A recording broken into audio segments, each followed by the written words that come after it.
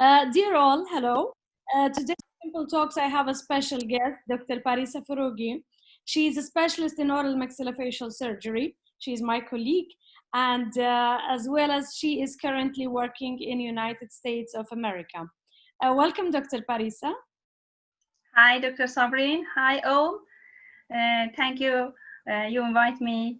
Simple Talk. It's my pleasure to attend this talk. Thank you so much.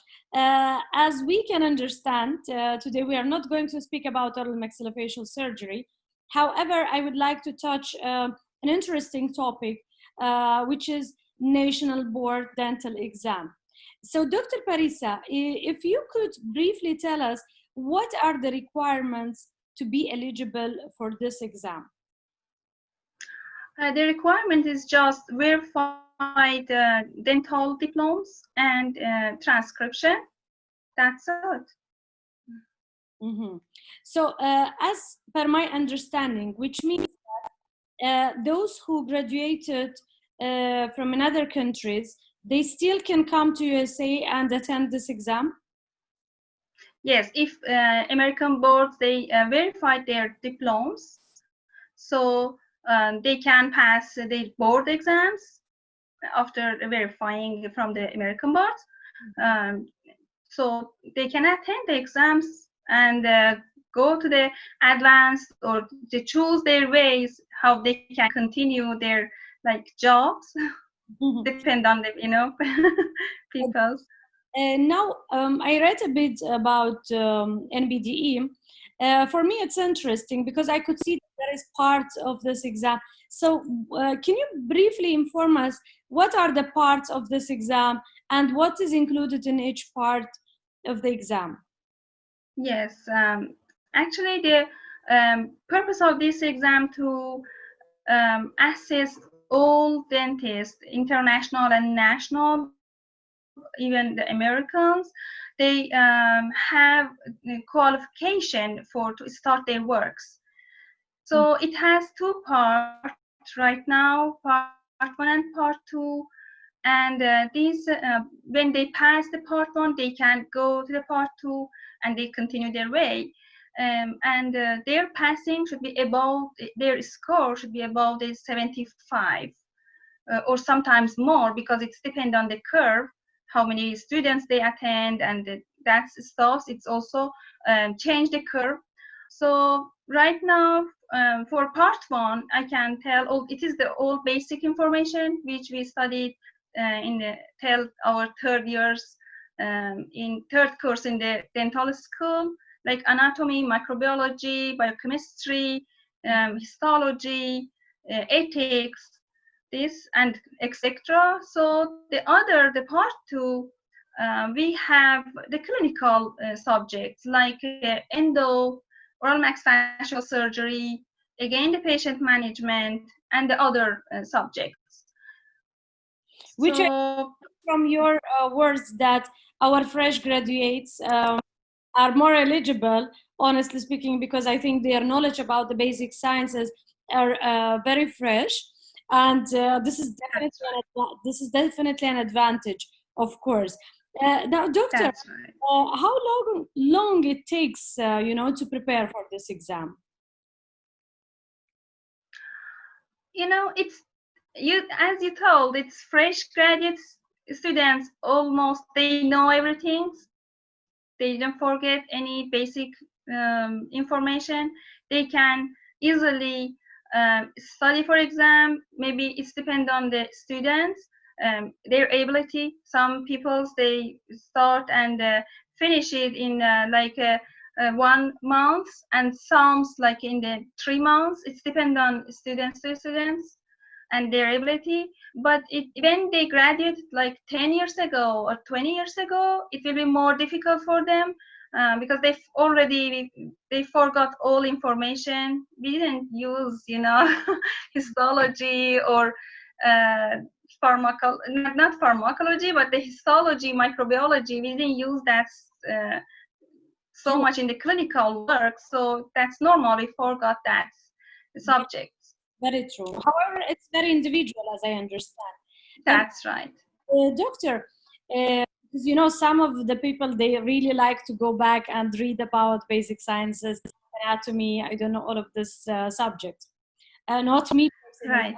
And I would like to ask regarding, you know, the documents that you said that, for example, you need to have attested or equalized degree certificate from your own country and maybe equalized in USA.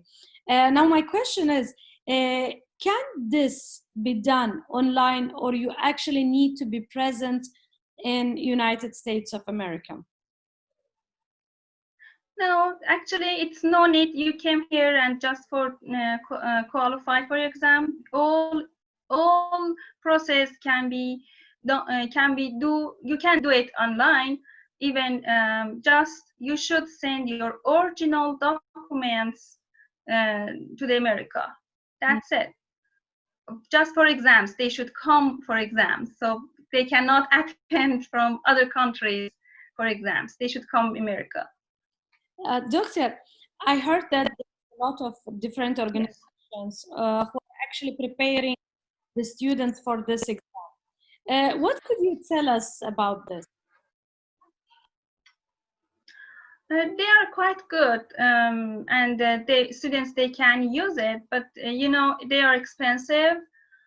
For example, when I prepare my students, it's my home country students. They are more easy and face to face to prepare, and actually it's lower than the other companies with which they are preparing students.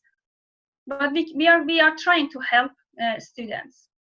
So, what I understood from your words, that you are actually trying to, you know, to make the life easier for your, colleagues from your own country, and maybe your friends, Yeah. and etc. Doctor, we do always have, as experienced people, advice for the young generation. So, what could be the advice from your side? And actually, my advice is they should try be active in all students' life. Like they can do research programs, they can attend the volunteer works, Mhm. and they can working on publishing articles, or any things. You know, it's showing you are active and you are present. You are not passive student. You are doing something for your community, for helping the people, for your studying, for your education. Any things they can attend, and you can show here you are the person you they. Dr. Parisa, I think there was a technical problem. How about, the reference? Is it important? Recommendation letters? Yes, absolutely, because your teachers, your deans will show with that recommendation letters how active you are, and how was your in your classes. Are you studying, or are you doing some activity or no? And they are important, quite important. What about, the website, the reference, as I mentioned earlier? So, where they can read about all of this information that we mentioned today? All information which is the qualified and they can get all information is the ADA websites. Mhm. So every time when they have any updated news, they have over there, and they can even find the exam references book. They can find everything in the ADA. So no need to ask from anybody. Is there any specific dates for the exam? Like, should I know, like, if I want to go for this exam, like, should I know that it is in autumn, in summer, or when? No, it for attending there is not any problem. You can attend after qualified from the ADA. You get a code, and you want to schedule for your exam. You can attend anytime, anytime you want. But for as I don't want to forget it.